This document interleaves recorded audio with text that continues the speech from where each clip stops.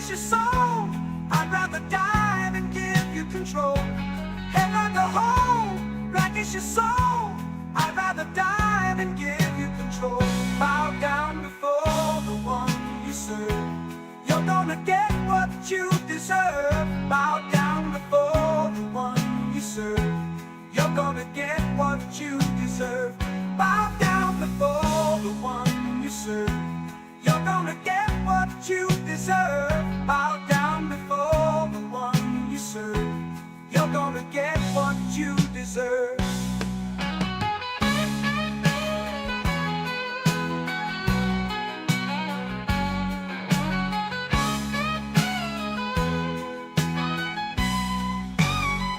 Bow down before the one you serve. You're gonna get what you deserve. Bow down before the one you serve. You're gonna get what you deserve. Head like a hole, like it's your soul. I'd rather die than give you control. Head like a hole, like it's your soul. I'd rather die than give you control. Head like a hole, like it's your soul. I'd rather die than give you control. Head like a hole, like it's your soul. I'd rather die than give you control. Bow down before the one you serve. You're gonna get what you deserve. Bow down before the one you serve. You're gonna get what you deserve. Bow down before the one you serve. You're gonna get what you deserve. Bow down before the one you serve. You're gonna get what you deserve.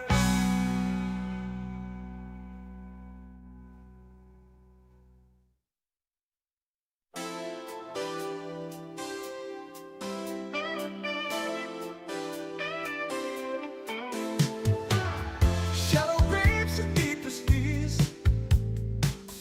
No one tells me why I'm here.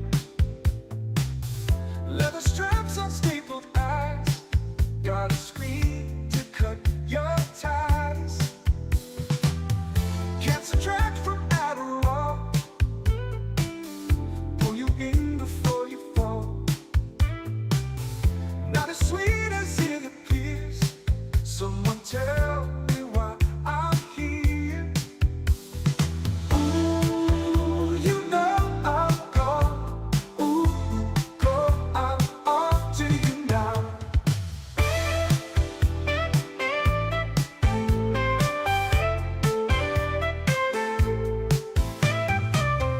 All they want is your control. For the Bible scares me so. Smell the ones who came here last. Must have lost the game too fast. We don't read between the lines. Cut too deep to see the signs.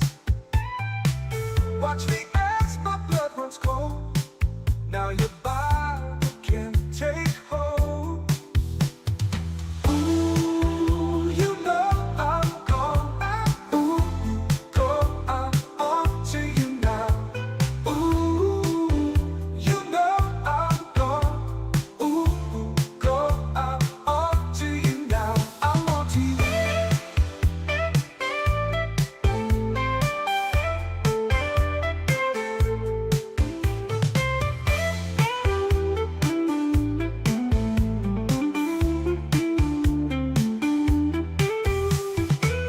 Which side do I wanna be? This side's got a hold on me. Don't try this home for me now. The easy way, the easy way, easy way. I'm on to you now. Ooh, go, I'm on to you now. Ooh, you know I'm gone. Ooh, go, I'm on to you now.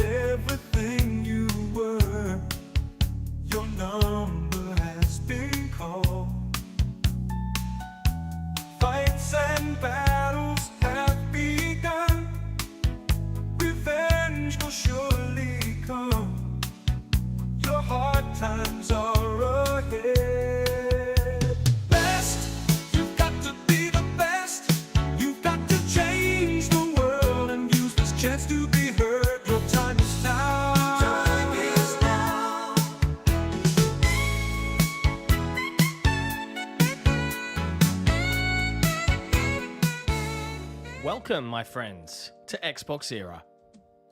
If you're new here, let me fill you in. XboxEra is a platform for the Xbox community with best-in-class forums, a kick-ass Discord server, and of course, XboxEra.com, your destination for the best news, reviews, and features, all focused on your favourite platform, Xbox.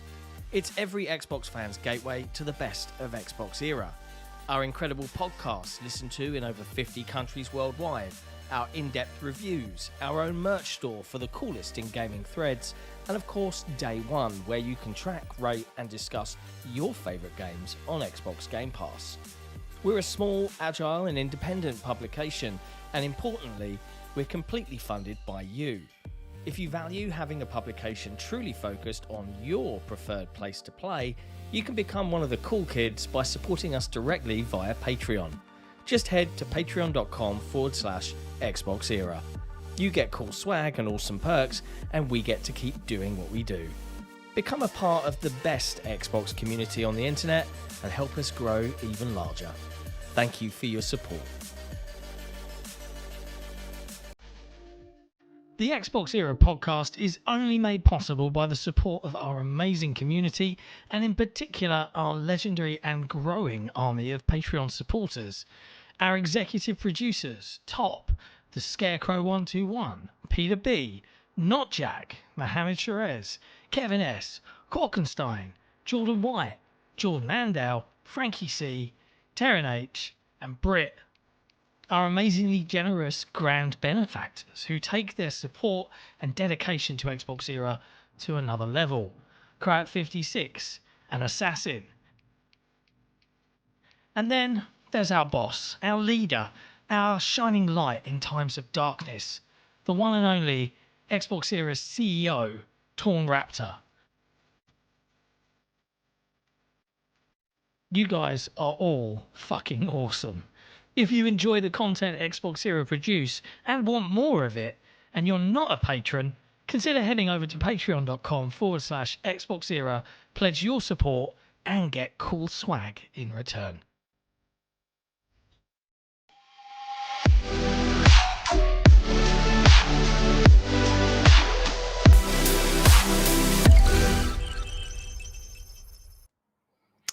Hello, friends, and welcome to another episode of XboxEra Headlines. The date is October 3rd, 2024.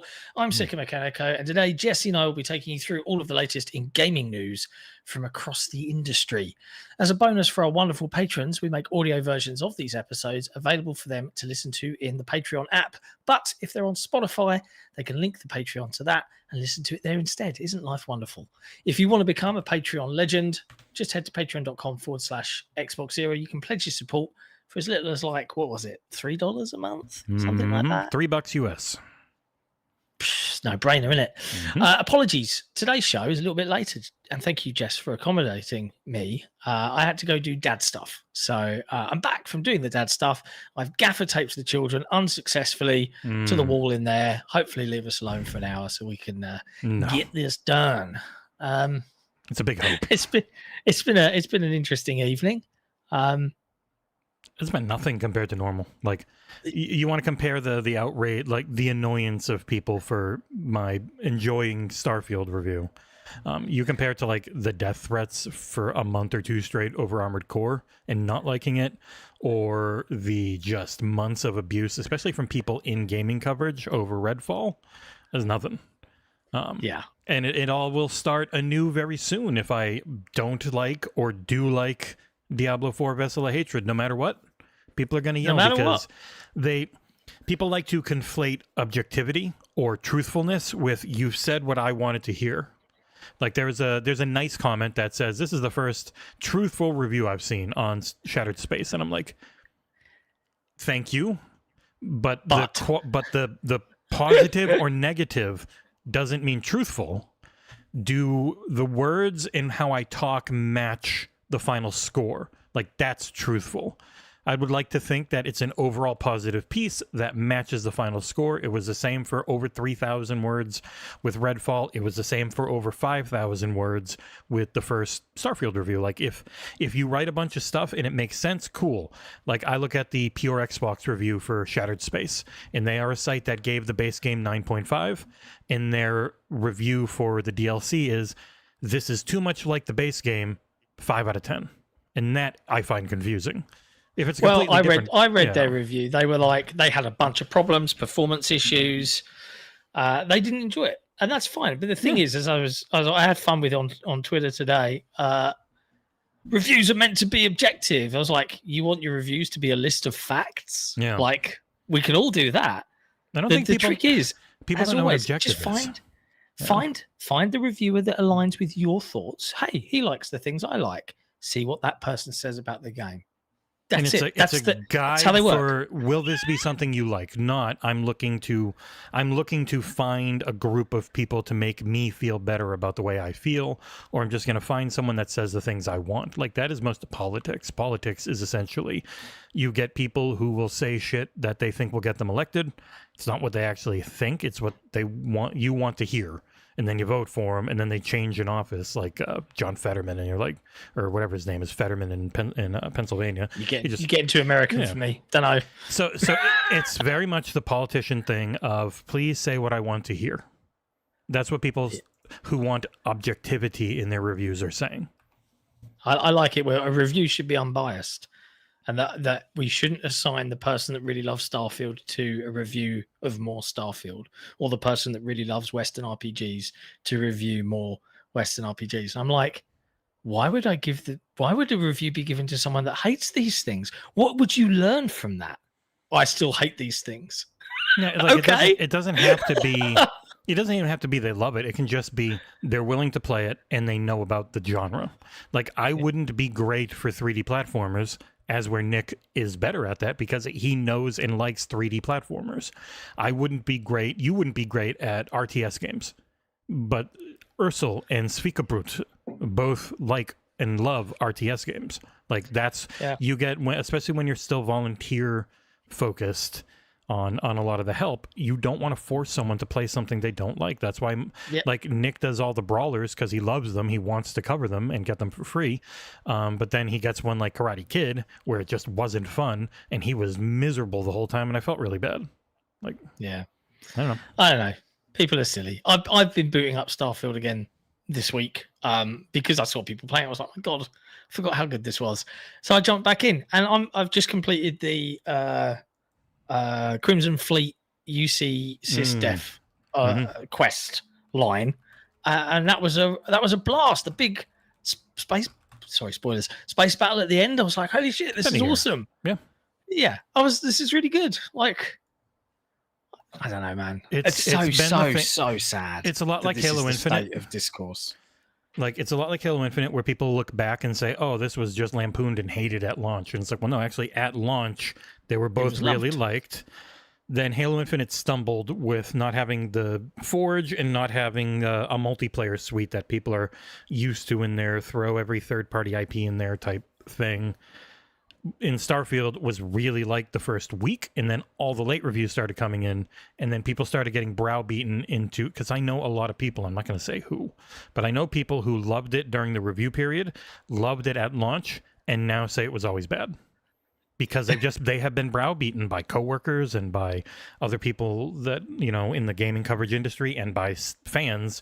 The discourse around Starfield has been the most toxic. Bizarre. It's been the most horrific. Toxic I can remember outside of the, you know, anti-DEI chud stuff that keeps coming up. Yeah, it's pretty grim.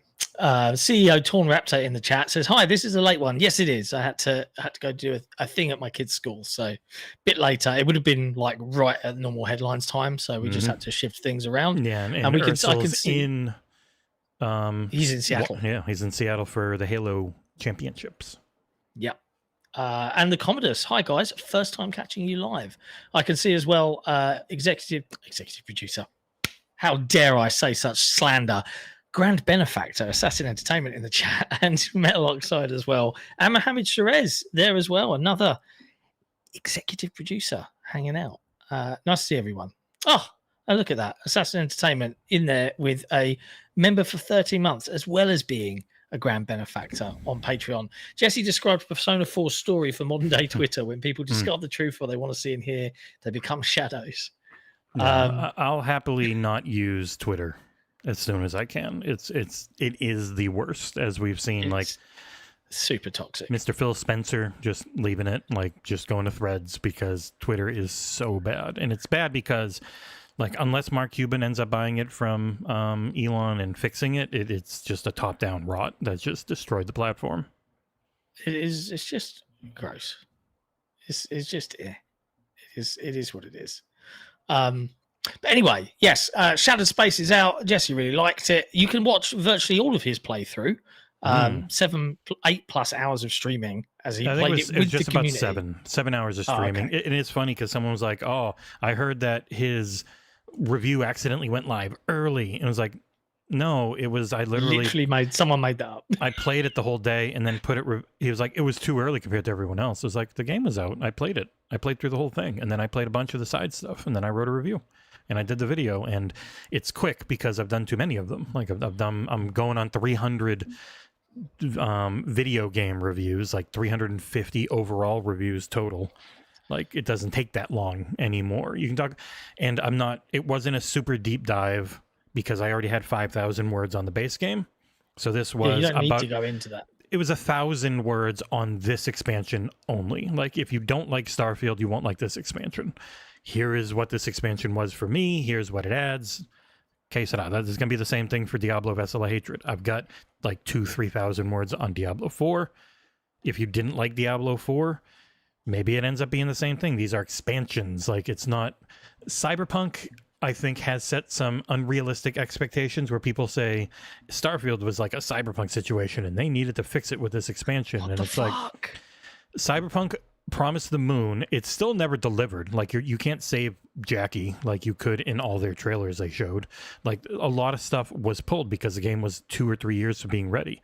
It took 3 full years. I know the video about us was like, it only took them a year to not about us, about Starfield from today, from the bigger channel, was like, it only took a year for them to get Phantom Liberty. Like, no, that took 3 years and $100 million to try and save the IP. Like, that's why Phantom Liberty is so amazing. It's because they did take the time and spent an insane amount of money to fix Cyberpunk in some of the issues it had. And like, I gave a good review for Cyberpunk at launch. It doesn't mean, but I was also playing on Series X, like the one platform for consoles that actually ran well.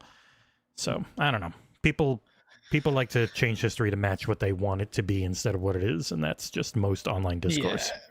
I feel like people talking about, I wanted this huge epic moment, and I wanted new ships, and I'm like, if they'd have held on to the buggy and made that part of this update, if they'd have held on to X, Y, and Z, they probably would have had an easier time with media being what it is. But they didn't. They put that stuff out as soon as it was ready to rock and roll. Mm-hmm. And it's like, I want the next update for Starfield to make the game into what I want it to be. Well, maybe that's not what it's going to be. It was never like they talked about it. It was never promised to be. It was, here's more Starfield on. It takes place all around this city on this planet. That's what I expected. Yeah. That's what I got, and I liked it. So, it's what I don't know, man. It's weird internet bullshit. Anyways, let's dive into some news of the week before my children break free. First up, as reported, I believe, by the folks over at Insider Gaming, Mr. Tom Henderson, Star Citizen developer Cloud Imperium Games has reportedly imposed a 7-day work week ahead of CitizenCon. That's pretty crazy. So this is coming from Tom Henderson. He's a very reputable leaker and insider in gaming lately. Cloud Imperium Games, the developers of Star Citizen, have mandated its developers to work 7 days a week to meet the deadlines for CitizenCon, a convention for a game that isn't out yet. on October 19th. An internal email sent to staff yesterday states that the company needs to double down over the next 18 days to make sure that once again we create an amazing experience for our community. This includes finalizing patch 3.242 for Star Citizen and having a Squadron 42 demo showcase for Chapter 1. Wow. The email later continues. This means for the next 2 weeks, we'll be mandating extra time for all those working on deliverables for CitizenCon. Wow. It actually even goes into further detail. The company mandate states all staff to be in the office on Friday, October 4th and Friday, October 11th, typically a work at home day. All staff are to be in the office on Saturday, October 5th and Saturday, October 12th. For these days, the company will provide breakfast and lunch with staff receiving company toil, the irony, time off in lieu, which can be stored and used for time off at a later date. All staff to work on Sunday the 6th and Sunday the 13th. This can be a work at home day, but the company encourages people to be in the office. Again, we'll provide breakfast and lunch. This is kind of gross. It's the type of sprint that happens all the time that you don't normally get to hear about in this type of detail. Like, I don't think this is not like just a thing that rarely ever happens. It probably happens all the time. It's just wild to read all of it ahead of time. Like, if I can imagine if my boss rang me, if I was like working in a normal job, hey, yeah, you need to be in this weekend. Like, at least from a UK perspective, I would be like, no. And they'd be like, but you have to. And I'd be like, my contract doesn't say I do, and I decline. But in the US, I feel like job security is a little less secure. State to state, like as state always, will hiring. Most of them are bad. Some are pretty good. Are you in a union? Like if you're in a union, then no. Quite often you can't just tell someone something like this. Star Citizen is such a weird thing. It has been a fully playable thing for years, and it's enormous, and it seems really cool. But it's still in this state of not being a game. It's more like you can do a life simulator, and you can set up systems so that like you can have it so it captures your face and you can talk, and in game it'll capture all that, and it's like, it's cool. It's an amazing tech demo. I'm just really curious, what is it ever going to be and where? Because it also seems too ambitious for consoles. Like, I don't know, man. It won't release on these consoles, that's for sure. I mean, it's raised something like $750 million of crowdfunding at this point. We're getting up close to $1 billion, aren't we? Mm-hmm. Right? Like, where's the game? For all those people that are like, oh, there's no way. You know, what's the game that everyone said? Was it Concord? Or Concord cost $400 million. Like, Star Citizen is the one game that you could. I mean, can you imagine when we can say it's spent $1 billion in development? I think the only ones that would be close would be Red Dead 2 and GTA 6. Rockstar is on their own plateau making that much money. This one being that much crowd and investor funding is nuts. People spending thousands on ships and stuff, and if they feel like they're getting enough out of it, cool. I'm not going to complain. It's just, it is a wild, singular, weird thing that I'm like just watching. Every time I watch footage of it, I'm like, it's like if I had no goal in Elite Dangerous. Yeah. And there probably are goals, I mean, but half the time I watch people doing stuff, it's just like, I don't know. Yeah, I believe. I guess people believe, they want to believe, and they are getting stuff out of it. There are people working on it, right? It's not like, you know, Grums, where he's just like, yeah, I'm working on this thing, and it's just not ever appearing. You can see the progress, and every time I see a new update on Star Citizen, I see the video, and I'm like, wow, that's some seriously cool tech. But again, I played a lot of Elite Dangerous. I looked into this back when Elite Dangerous was big, and I had the whole hot ass set up and everything. Mm-hmm.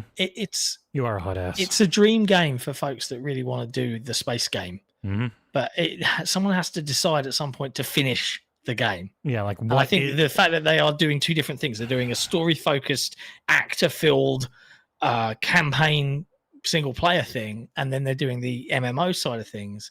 But it's like, when are you going to say enough's enough and this game's now content complete, or at least we're launching 1.0 and it's out now? It is. When does that day come? It's also funny, like going through and seeing them. Okay, he's going from the outer atmosphere onto the planet, and it's like, it's neat, but it's boring. That's why I never had a problem with it with fast traveling in Starfield. Like the actual act of going from the outer atmosphere into the atmosphere is like 20 minutes. Like it's Honest to really God. big. I don't know why people would actually. They get used to No Man's Sky, where they shrink and shrinkify everything and make you super fast without blowing up everything. Like I can tell you from experience as someone who played a lot of Elite Dangerous, and when they brought planet landing and stuff in, it gets so monotonous. I mean, if you're into the whole sim aspect of I'm a pilot and I have to land my craft, cool. But I promise you, there's a reason that they have an add-on for an auto docker that just docks you, takes over, because it's fucking boring. And it was indeed, even Star Wars Outlaws, when you go through the atmosphere and you go in the atmosphere, it's just a cutscene. It's just masked loading. It's like a Jedi Survivor. Masked loading can be better as long as it's pretty quick. Like in Jedi Survivor, it was cool. You're there, you see you go in hyperspace, and instead of it taking a week, like it might in the actual books or whatever for the extended universe, it's 10 seconds and now you're at the place. But it's still just a cutscene with animations playing while you're doing it. It can be preferred to, but I also like the fact that if I do fast travel in Starfield on my computer, it's like 2 seconds or 1 second sometimes, and I'm just there. Like I also like that side. A good friend of mine, he played Starfield and he did it all like, okay, I'm going to fly everywhere. And then he realized after a while, I don't need to do this. I can actually fast travel directly to the location on the planet. I don't even have to watch the animation. I can just boop, appear. Like, why wouldn't you do that? And that's how it is. I don't know, man. It's silly. Red Wolf with a $2 super chat. I sense some sarcasm here. It's going to be so boring with empty planets, Star Citizen, Starfield. Yeah, well, that's space. It's full of empty, boring planets. This looks really neat tech-wise, like, but all he's been doing is just like in the exploration. I know there's other stuff to it, but none of that's ever done. Like most of what they end up doing is I just see people trying to RP and roleplay and go hang out on a space station and have their weird cameras that look at their faces and yap when they yap. But yeah, I don't know. It's the main story being it is real shitty to force a sprint like that. Better planning should let you avoid that. Yeah, I was wondering as well. Like there is a note here on Tom Henderson's reporting. The email continues that UK employees need to be mindful of the hours they work and are asked to have 11 hours outside of work in each 24-hour period. That's right. Because in the UK, it's a no-no. You're not allowed. At least when it comes to big companies. Yeah. Smaller companies, it's just passion, isn't it? And that's what happens with smaller game dev. But hey-ho. Star Citizen, definitely not a scam. I don't know, this Senile Sticks guy really wants us to talk about Ubisoft and how there's like agenda pushers in there. Their investors are trying to push agendas, and that's what's killing the company, and not the fact that they're spending way. The thing that's killing Ubisoft, as Tom Henderson keeps trying to say, is all of their costs keep ballooning, and they are not putting out stuff as fast as they should be. Like for how much they're spending, how many people they have, everything's taking too long and coming out broken. That is it. That is why they are having problems. I think as well, you know, if it was their investors are also the ones trying to, you know, force us, a resignation, or at least a certain percentage of them are. Yeah, not the ones whose last name match the CEO, but the other ones. Yes, the other ones. Not the Gimlets. John Raptor, I'd give you CEO John Raptor said he'll give us the weekend off. No, we don't get weekends off. We have to work until 3:30 in the morning. Hey ho. Next up in the news, S.T.A.L.K.E.R 2, which is heading to your console this November, at least if you're on Xbox and on PC, of course, have released a documentary in partnership with Xbox titled War Game, the making of S.T.A.L.K.E.R 2. It's an hour and a half long. I actually got the PR for this a couple of hours before it went public, and I sat and watched a big chunk of it this morning, and I've still got to finish it off. It's pretty gut-wrenching stuff. The guys, you know, their management for GSC Game World were like, right, well, let's prep if war's going to break out. You know, we need to move people. And they've put forward a plan, but then you had people like backing out at the last minute because they felt like they needed to defend their homes or they couldn't leave their families, and it's pretty gut wrenching. I would recommend giving it a watch if and when folks can have the time. This has been directed by the same chap that directed the the story of Xbox Power On documentary. It's free. It's on YouTube. It's beautifully filmed. It's quite gut wrenching. I'm thumbing give it a through it watch. since I don't know if they'd ping for watching it, but yeah, it looks good. Yeah, it's the real life stories of all of those folks that work there, and what they've been through and what they are continuing to go through. From a vaguely having stepped a little toe into game development in my time on the planet, making games is already horribly difficult and a mess. Doing it in these conditions, it's a miracle that we're playing it at all. And I forgive all of the delays. And even when it comes out in November, I'm sure that there will be hiccups and problems. I'm sure there will be. Mm-hmm. But especially with it seems very ambitious. Like it wants to be a big version of the old ones, and the old ones were super ambitious, super janky, always broken a lot because they were trying to do so much cool shit. There's a quote from Maria, who is I think she's the game director, and I think she actually described that Stalker 2 for them is a mark of resistance now. Mm-hmm.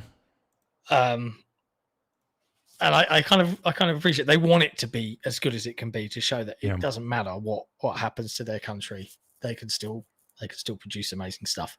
But yeah, I can see in the chat JB1521. I'm glad Xbox supported these guys.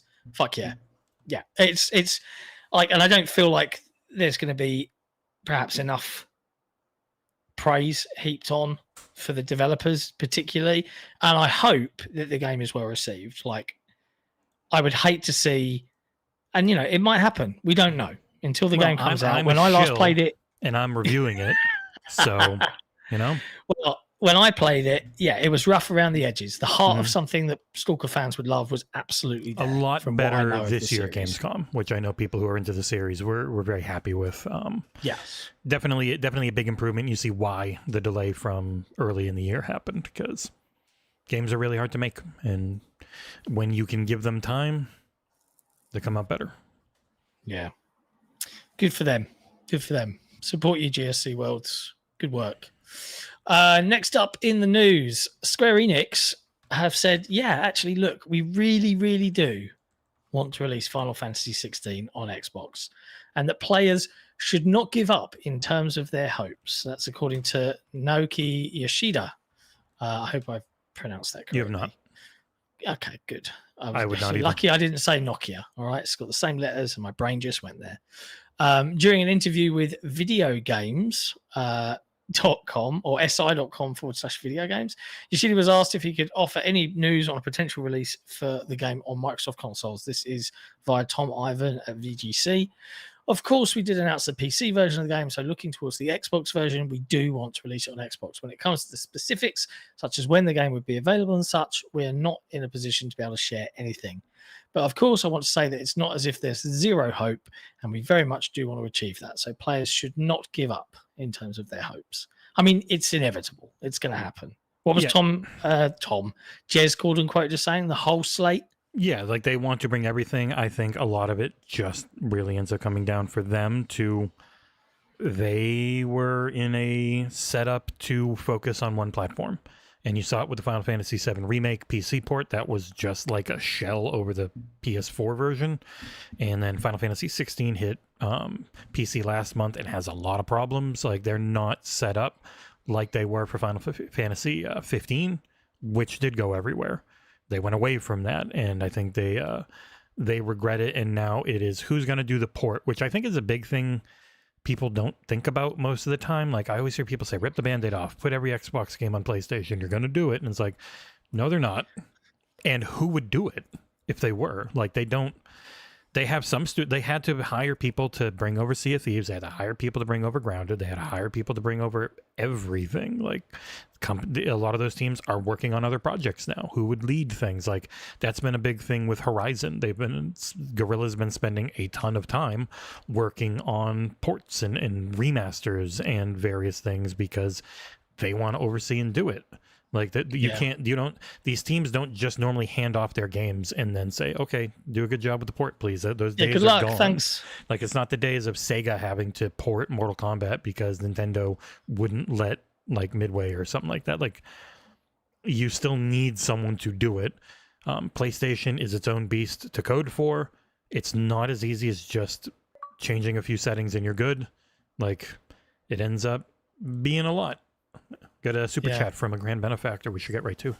I will do that. Assassin Entertainment. Did you see Hazardor's tweets of Phil and Sarah visiting Japanese publishers? The Square Enix post has almost all of the heavy hitters behind their games. Yoshi P, Nomura, CEO, Takashi Kiryu, etc.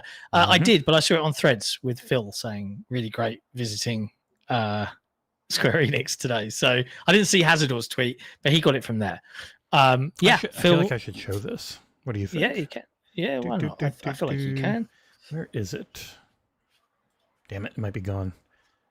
I got followed by Phil on Threads. I was going to show that because it's fun. Shill. XboxEra did too. He definitely seems. If you want to see Phil Spencer social media posts, you're gonna back to himself. Yeah, you're gonna want to go on Threads. He's very much not. It seems on the YouTubes no more. So, see if I can pull that up. He had a couple. It wasn't just Square Enix. He is of course Xbox P3 on there. Here we go. Got it. So you've got the main one. This is all them: Jason Ronald, Sarah Bond, Phil, some other people all hanging out with the Square Enix folks. And then they were also he's talking about Pixel Junk and how they got All You Need Is Help on there. Multiple, like he was talking with Capcom. There was also one Bandai Namco, I think he had a picture of as well at some point. Yeah, they were doing a lot of work, hanging out with Sega and Atlas, who people are. Oh, he's at Koei Tecmo, who they haven't had many games from lately. But they are finally getting one. But after a year and 2 months of not posting on here, after 2 posts, he's back with a vengeance, posting almost every other day. Yeah, he's definitely sharing a bit more, and it's I guess it's nice because Threads is basically Instagram in words and pictures, so you can get a bit of both worlds. I mean, we've now automated XboxEra to post our news stories to Threads because our back end removed the ability to do that to Twitter or X. Because Twitter charged 50 grand to all of these companies for the ability to do that. And it's like, get fucked. And I support it. I'm here for it. So we have to do everything manually on Twitter. But I mean, I could see Assassin Entertainment saying Jason Ronald is in the pick too. I said it. I can tell you a little story of Jason Ronald. I'm sure we probably mentioned this back when we come back from Gamescom, but we're all sitting there having dinner.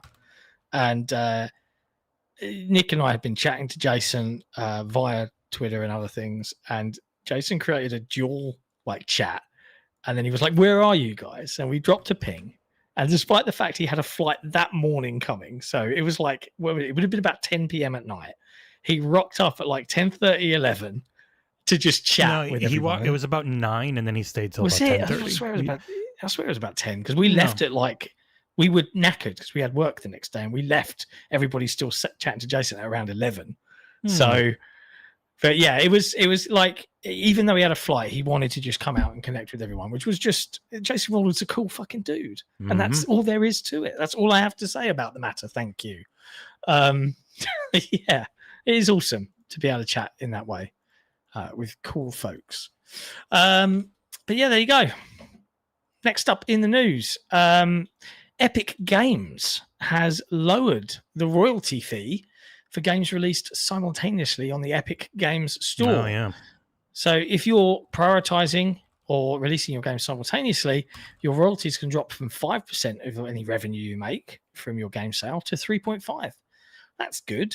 It immediately reminded me of Microsoft's or Xbox's essentially push in the Southeast Asian region, where they have the deal where you can get funding for your game as long as you promise at least parity on release.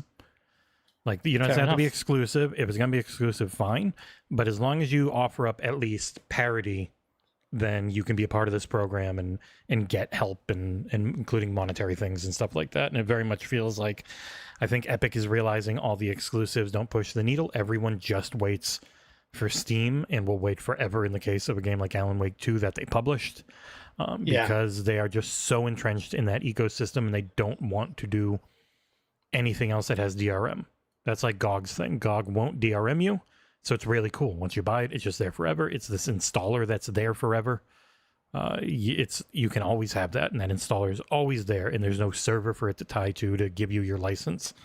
There needs to be something. There needs to be some pushback on Steam dominance. Not Steam has to go away. I just, for the long haul, to keep them in check, like with every big company, there will need to be something that has to happen to keep competition healthy on PC. I want Microsoft to be healthy but not dominant, Steam to be healthy but not dominant, and then GOG and Epic healthy but not dominant is normally best for us over the long term, because they all keep pushing each other back and forth. So, and they are already way cheaper than a lot of others with their fees, and it still doesn't change much. I wonder if we get out of the world of subsidized hardware, right? Because we know consoles are getting crazy more expensive. If whatever the next generation of hardware is, and whatever cost it ends up being, especially if they start handing the operating system and the keys to the kingdom effectively to OEM partners to be able to build their own Xboxes in various flavors, handhelds and consoles and whatever. I wonder if one way Microsoft could make a difference to how their platform is perceived is to lower that 20% or 30% cut they get on the store to 25 or 20. And to make it clear for people, the royalty fee means using Unreal Engine. So if your game uses Unreal Engine, for the cost for that, depending on how much you make, goes up to like 5%. But they'll lower it now as long as your game also came out on Epic Games in parity. Yeah. So, yeah, fair enough to Epic. Like, it's really hard to challenge Steam. Like, I would say that virtually Steam is unassailable, which is like, Steam works fine for me. I know you don't always have the best time with it, but you're often on beta branches. Yeah, I'm on review branches on stuff, so it's very different overall. But in terms of it downloads stuff when I want it to download stuff, it updates stuff when I want it to update stuff, and I understand where everything is. I can't see any fairer than that. But any of these things, they're just ways into games. Like, I don't sit there on the Steam dashboard going, "Oh, this is so Steam." It's the same with the Xbox dash. Like, "Whoa, this dash is great." Okay, it's functional and it does what it needs to do. That's it. At least it's not full of ads. Speaking of which, Sony got into the news earlier this week for having horribly egregious ads on everything, where a tech error had occurred that meant that for each game in your tab on your menu, it would pull in whatever the latest blog post from that developer was. Yeah, they have a news feed per game, and it would just pull in the first one and put it behind it instead of the game's key art, like it always had. It was in conjunction. It's just funny because it was in conjunction with them putting in a feature to turn off ads, which is a good thing overall for people. But then this popped up and people were like, "Oh, is this the compromise?" And they're like, "No, it was just a mistake. We fixed it." And they have. It was just a funny day or so. Yeah, but I imagine that probably annoyed a few people. Well, they're not egregious ads. It just looks really weird compared to the actual. One of the best things about the PS5 is the UI looks nice. Like, about their UI, it looks very nice. It's HDR. It's a very basic, clean, pretty setup. I'm not the biggest fan of it using it wise. I think its use is worse than both the Switch, which is incredibly basic, but gets the job done, and Xbox, which is not new, but looks good enough. Especially, like, I really like the new Shattered Space background because it's actually set up to focus mostly on the top, as where a lot of those other ones like have cool stuff all around the bottom you never get to see. But yeah, it was this is a funnier story, and I don't think like some legitimate mean thing they tried to pull. It was just funny. But there you go. It's all fixed now, so just an amusing anecdote really at this point. I'll tell you what, it's not amusing though. Nintendo going after all the emulators. That's pretty miserable. And indeed, they're doing it again. Ryujinx and Nintendo Switch emulator has now ceased development. The lead developer was pressured by Nintendo of America into shutting down the project.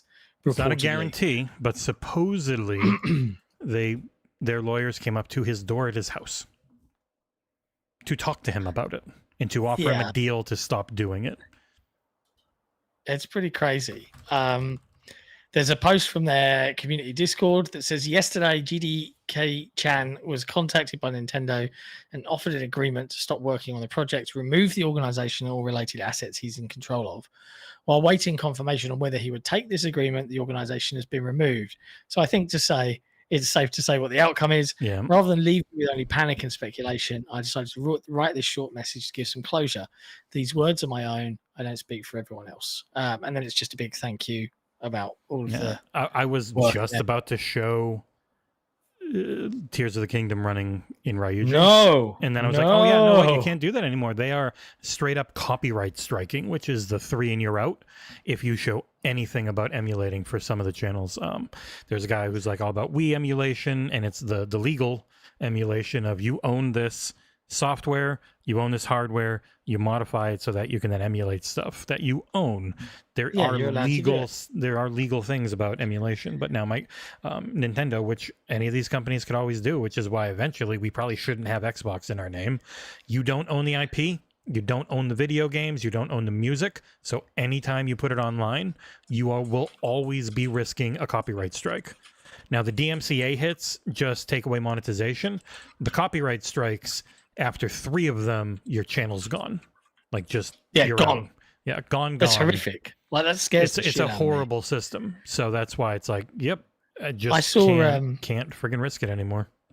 I saw like everyone complaining at, I think, is it Broken Gamer HDR or something? BGHDRZ. Everyone having a go at him because he was like DMCAing other people for using his video in their video when he'd used their video in his video. Just standard YouTube high score bullshit. And then like I think he was also the guy that was in that call with Gaz at Septic Source, and then Paris jumped in and they were like discussing an insult to Paris's wife or something. I'm just like, what the fuck is going on in YouTube high school today? I missed this semester. I didn't tune in. I clearly am not up to speed. What a shit show. It's like, pretty much. I guess people find it entertaining, right? Like, I'm just like, it's just awkward, but it's just me. But yeah, it's sad to say. It's interesting as well because while I'm pottering around with my ROG Ally X, I did sit there thinking, oh, it might be cool to kind of show how great of an emulation beast this thing can be as a part of my general review side of things. But then I'm like, I don't really want to show anything that I emulate outside of I can talk about, hey, it runs these things and it runs them great, right? You can't, I just even if you just show the emulator on the thing, I would be wary of Nintendo at this point. Yeah, they've put the heebie-jeebies in me. No, not going to do it. The channel is too precious to us. We've worked too hard for too long to lose it over trying to stream 4K 60 Breath of the Kingdom or whatever it is. Tears of the Kingdom. Wild. Yeah, I don't know. Zelda in it. Who gives a shit? Hey. Anyways, that is a thing. It's a shame to see because emulation is legal and it shouldn't be something that Nintendo can just demand people stop. But often with these things is it costs money to develop programs like this. And if you're charging money and making money, that's when you're in risk. Yeah. You're at risk of being spotted in the wilds. So it is what it is. That's not the only thing that's being shut down. Microsoft are apparently discontinuing their HoloLens mixed reality headsets. This is coming from Tom Ivan again over at Video Games Chronicle. They've confirmed that they're just discontinuing its HoloLens mixed reality headsets. So the company told Upload VR, another website, that HoloLens 2 production has ended, meaning now it's the last time to buy the hardware before stock runs out. Prices for HoloLens 2, which launched in 2019, start at $3,500. No thanks. HoloLens 2 will continue to receive updates to address critical security issues and software regressions until December 31st, 2027, after which support for the software will cease. Do you remember that whole Minecraft demo they did? Yeah, it's playing on screen right now. Oh, yeah. It was pretty pretty cool looking. One of the main issues with HoloLens always was how much you could actually see. It was like the size of a credit card, wasn't it? Yeah, and then even when Apple did it better, essentially with Apple Vision Pro, nobody wanted it. It's too much money. Yeah, like it's just the only way this will ever work is if things can just be in a normal looking pair of like glasses. And even then, like cool there are looking glasses. And Meta's trying to get there, but then like battery life and actual processing power and everything, it's just we're not there until batteries get better and super small and still be better without blowing up. Yeah, I have no true hope for VR outside of Meta continuing to throw money at things like Batman Arkham Shadow, which I'm hoping to review later this month. Yeah. And speaking of Meta, the Quest 3S launches on October 15th, 2024, is bundled with Batman Arkham Shadow. And it's $300, £290. Yeah, for a 128 gig headset. Cheap and very cheerful. smart move. So it won't. Yeah. I think the screen inside isn't nearly as good. That's it's the Quest 2 style screen instead of the more pancake Quest 3, which does look a lot better. But it looks great. Is it $200 better? Not for most people. So you get the options. It's nice to have the option, I think.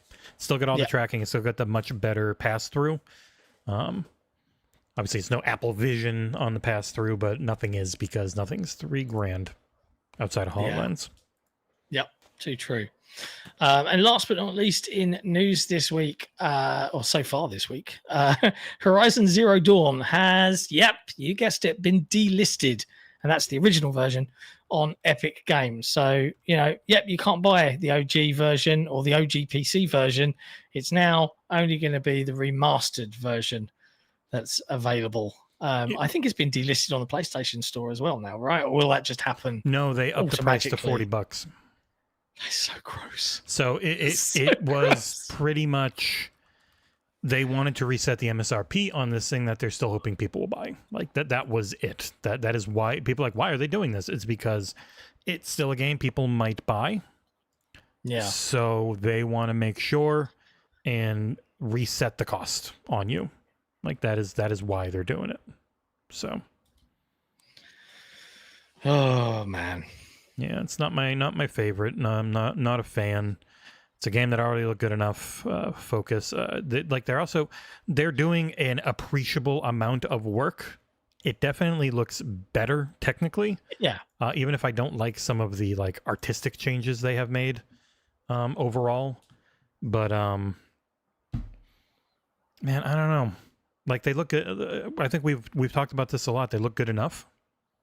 We don't need them to look better than they did 7 years ago. Like Legacy of Kain isn't available on new consoles. It makes sense to remaster that. You can't play the Soul Reaver games there. Remaster them, modernize them a bit, all that, awesome. You're going to remake something like Dead Space or Resident Evil? Awesome. Cool. Yeah, you have remade a good game and made it better. There are times where it works and it helps. You want to remaster The Last of Us because you're going to put it on PC? I'm even okay with that, to get it on PC. But this and Days Gone and other stuff are already there, and they already look fine, and they play well, and they're good games. They don't need it. You're just looking to reset your price that you charge people on stuff, and that type of behavior is gross, and I'm not a fan of. Yeah. Oh man, isn't it miserable? Hey. Sometimes. I mean, mostly video games are very fun, but it is still business, and when business comes into things, it can get miserable pretty quickly. Yeah. Oh dear. Anyways, yeah, that's all the news really. Yeah, there was a quick if you've played Doom 1 plus Doom 2, Doom 1 plus Doom 2 gets patch. So I put up an article on the site. There's a whole bunch of new things. Some of the WADs that did not support 21:9 now do. So that would actually be nice for someone like you if you're ever going to play it. That one got a hit, and that one is in Game Pass. It came out August 8th. Out of nowhere during QuakeCon. It's like this big old compilation of pretty much everything official, I think, for Doom 1 and 2. Really good bunch of different music, a whole bunch of cool stuff around it, massive amounts of co-op and all the things. It's a really good package, and they just gave it's an update focused on patching stuff for the like the biggest community requests that they had. So you can check that out. It's a link on XboxEra.com right now, where all the patch notes are there, or you can click into it and read them from their site if you want as well. That's kind of been it today. It's been a little slow. Games are starting to come out. We have been reviewing the ever-loving heck out of stuff. Well, I've got Diablo 4 one in the can, ready to go whenever we're allowed to punch it. I guess one of the other things would be that Spike Chunsoft games coming to Xbox again. I think it's been literally since I did that Nirvana Initiative game that I can never remember the full name of. God damn it. Somnia AI files. AI, the Somnium files, Nirvana Initiative, like 2 years ago. And I have been getting Spike Chunsoft emails for a very long time, ever since signing up for that game. And they're always Switch. They're occasionally PC and PlayStation and never Xbox. It was very surprising to see one of those Switch-only games, which is titled, a very friggin' long title. Hold on, where the hell is it?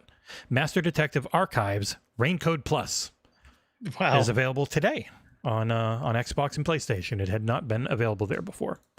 So, yeah. Do you know what I've just realized is I can't swap accounts like I can on Twitter on Threads. No, like you have to. I've even log logged back into my personal Instagram to then log into Threads. Yeah, and that means it just logs me into the XboxEra one again. That's not irritating at all. I'll have to maybe use a different browser. Yeah, there's a few things that Meta need to catch up with a bit here when it comes to how Threads and everything works, I think. But hey, I'm glad that there is some alternatives out there. I know there's the Blue Sky app as well that folks use and talk about. Some use that one. Definitely seemed to fall by the wayside. It feels like more are going to Threads overall, though Threads isn't in every country because a lot of countries really hate Meta and Facebook. Yeah, so I get it. Well, I kind of hate Meta and Facebook. Well, I mean, it would be weird to not. Though I will say, companies are gross. This Meta, I like. They're actually incredibly nice and cool to deal with. Yes. Sending us both headsets so we can cover stuff for them. All that type of stuff. Buying us out, as people would say, because we didn't pay for everything. But yeah. And thank you, Adder. Is that Adder Ape? Ladder Ape. I get it now. Thank you, Ladder Ape. He said, Shattered Space review, hate. Jesse, you're one of the good ones. Keep it up. Thank you. Oh, thanks. And Grand Benefactor Assassin Entertainment, Metaphor Refantasio is a big hit in the growing Xbox JRPG community. Yeah, I've seen a lot of PlayStation fans complaining that they didn't know it was on PlayStation. It was that Mighty Keith guy who was like, they're doing a bad job because I thought it was Xbox exclusive. And it's like, isn't that what people always say? Marketing is doing? A lot of those. Job. Oh, breaking news. Human Fall Flat VR. Human Fall Flat is a shockingly massive game. Human Fall Flat VR launches October 31st on the Meta Store. And PlayStation VR 2 and Steam VR. Wow. Yeah. Good for them. There's like friggin' 20. They've sold like many, many millions of copies of that game. I think it's like dozens of millions. Yeah, Zach include Abdul in the chat there. He linked me that was the place where I think the guy was saying that I made up the review, that I accidentally posted the review early because it was all fake and I hadn't actually played it. And I was like, yeah, okay, sure. Thank you, Netherlands, man. Man, I hate that. Like, that can be so easily disproved as well. And it's just so freaking miserable. It's just the way the internet goes. But again, I'm glad. This has been nothing compared to Redfall or Armored Core. Mate, will I be subject to the same hate? What if I play the Indiana Jones game, which I admit, as an Indiana Jones fan, I'm really looking forward to? What if I play it and I really like it? What do I do? Shall I not tell the truth about how I feel? Should I hedge my bets? No, maybe that's why there are so many sevens in the world. It is a big reason for it, and also it's why I just liberally use the block button or hide people on YouTube. There is no point when it's very obviously bad faith or attacking people personally. No point in ever engaging with it or worrying about it. True story. Oh, there was one more piece of breaking news before we go. Mm. We finally got our first Call of Duty Black Ops 6 is coming to Game Pass advert. But it's still and the not internet from rejoiced. it's not from the official Activision YouTube account. So they have not rejoiced. The official Activision YouTube account doesn't put any platforms or anything on it, and people are very mad. Even though it is on it's on callofduty.com. In fact, I'll go there right now. Duty.com. You go to callofduty.com, you take a look. You'll see the very top bar here. It's literally just a link to Game Pass on Xbox.com right at the top. And then you scroll down, and hey, it's just a link right to Game Pass on Xbox.com.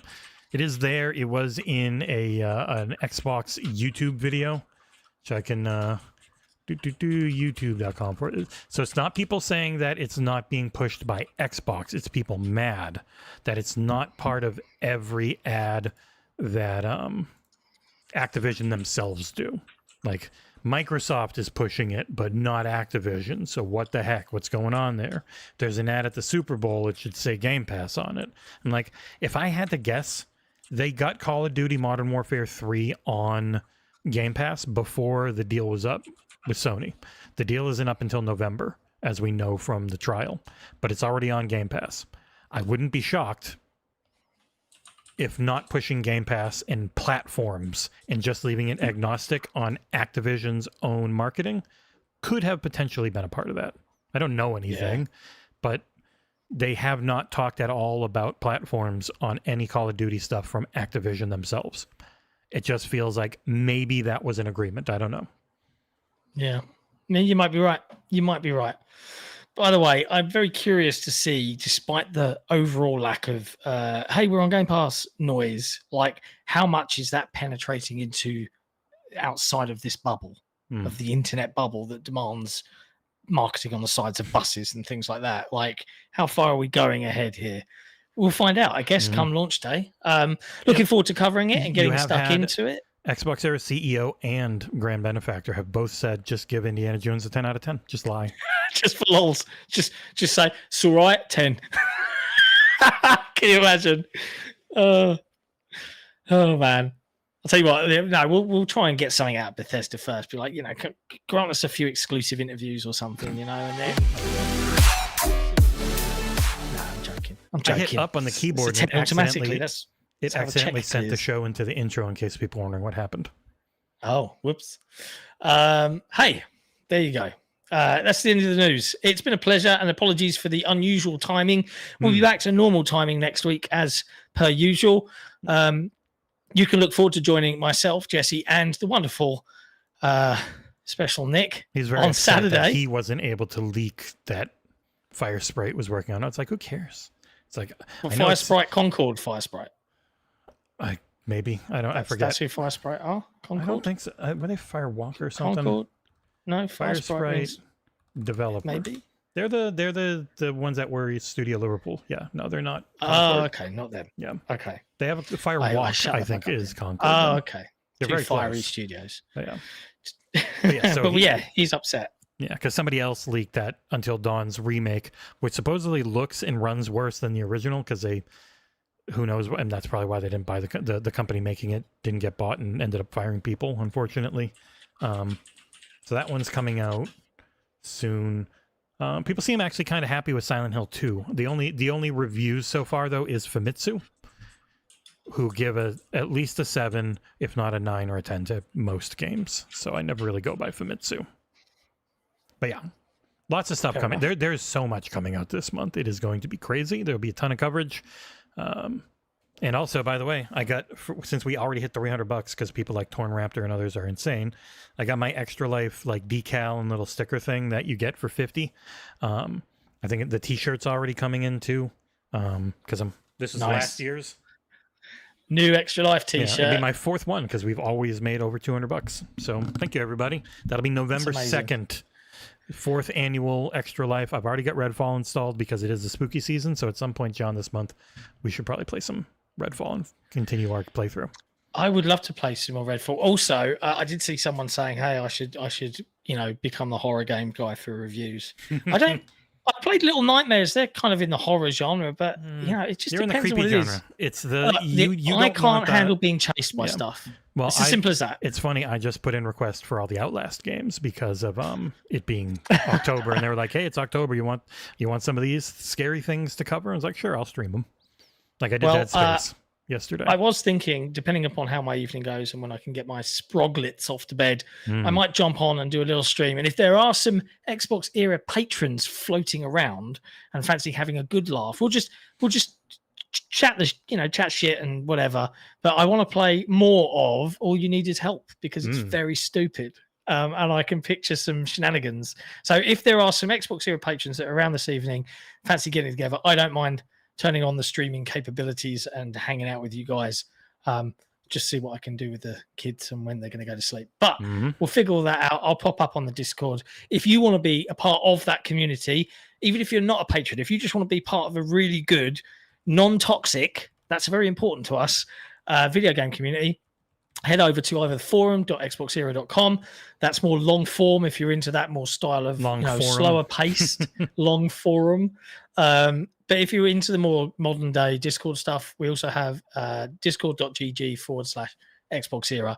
There's no cost to entry, but if you want access to the Cool Kids Lounge, head to patreon.com/XboxEra and you can get in there and get, be a part of the giveaways and stuff that we do.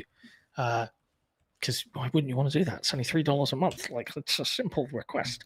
Anyways, we'll be back on Saturday for the Full Form podcast. Until then, be good to each other. Don't be bitches out there. Just play video games. Have fun. That's what it's here for. Just have a good time. Allegedly. Ciao for now. Bye-bye.